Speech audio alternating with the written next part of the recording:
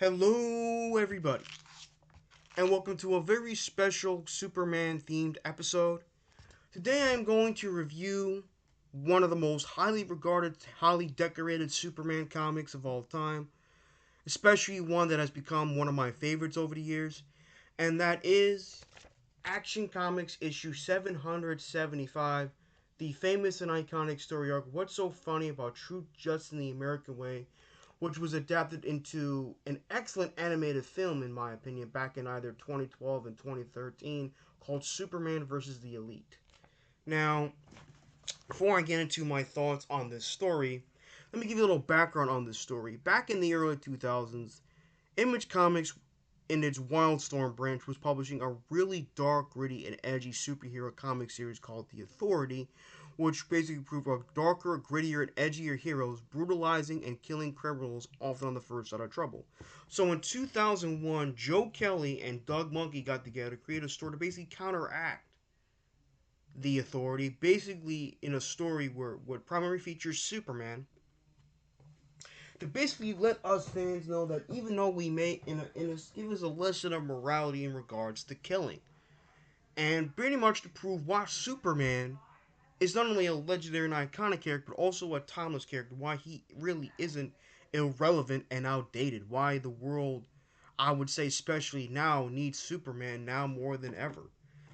And basically, what's so fun about True Just in the American Way is about is basically to let us to teach us that just because we have the power to kill one another, just because even if we do get the power to kill another person, doesn't necessarily mean it's the right thing to do. Doesn't mean we should always do that.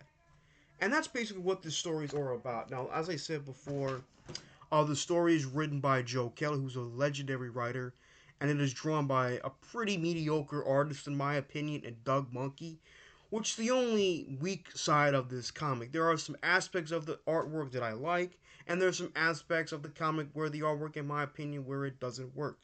But what really works about this comic is the writing by Joe Kelly. Joe Kelly, who I think is one of the best writers in the comic book world today. You can honestly tell from the sound of my voice that I can see that this man not only loves and respects Superman, but he understands the character. And he really understands the character, why Superman is special, why he's a legendary and iconic character, not just in the realm of DC or in comic books, but in pop culture in general. It's a really damn good story. Action Comics 775 is one of the most beloved entries, installments, and issues of the long-running Action Comic series, and it's for a good reason because the writing by Joe Kelly is so damn good. It's really A+ material. The comic does guest star Steel, John Henry Irons, and Jack Ryder, the alter ego of the mischievous superhero called the Creeper, who a lot of people are familiar with Batman. Lex Luthor, President Lex Luthor makes a cameo in that series in the comic as well, along with his I think his vice president or secretary of defense, Amanda Waller at the time. But it's a really damn good series. But what really makes this worthwhile, what really another thing that really makes this comic really memorable, is the debut of one of the best modern day Superman villains to appear in the modern age of comics, and that is Manchester Black. Manchester Black is a British metahuman with vast levels of telepathy and telekinesis. And he really goes to show you just how powerful he is with his telepathic, telekinetic abilities in this issue when he goes up against Superman. I mean, there are times where he gave Superman a seizure.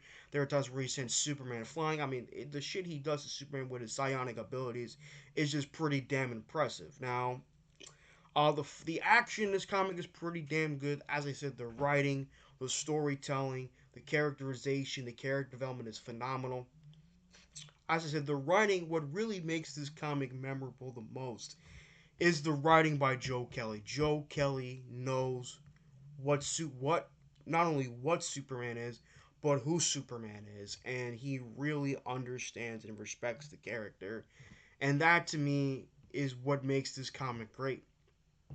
I loved it simply because it reminds us that we are so quick to anger, hatred, and vengeance, It's so easy to be hateful, spiteful, vengeful, than to be compassionate, than to be hopeful, than to be optimistic, than to be merciful and forgiving. You know,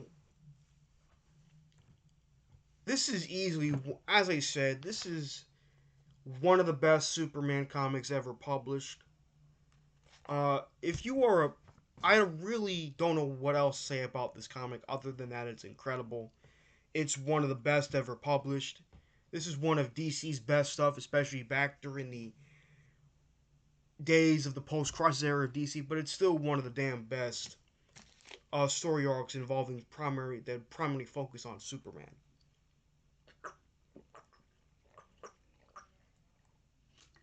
That's one of the best. If I was to give this a scale from an A plus to a fuck you, I'd give it an A plus. If I give it on a scale from a 1 to a 10, I'd definitely get a 10 out of 10 for me. The artwork doesn't really hurt the book too much for me. As I said, there were some times where the artwork does work, and there were times where the artwork didn't do it for me. But it didn't really do a whole lot to hurt the book for me. So, if you're a Superman fan and you want to, you know what? I'm gonna do a separate video where I give you some books where people should get into for Superman. But all I'm gonna say is that the book is fantastic. If you're a Superman fan, and if you want to read it, check it out. I highly recommend it. But also, let me know in the comment section down below if you want me to watch and review for you guys the animated film Superman vs. the Elite. Please let me know, and I'll see you guys next time. Peace.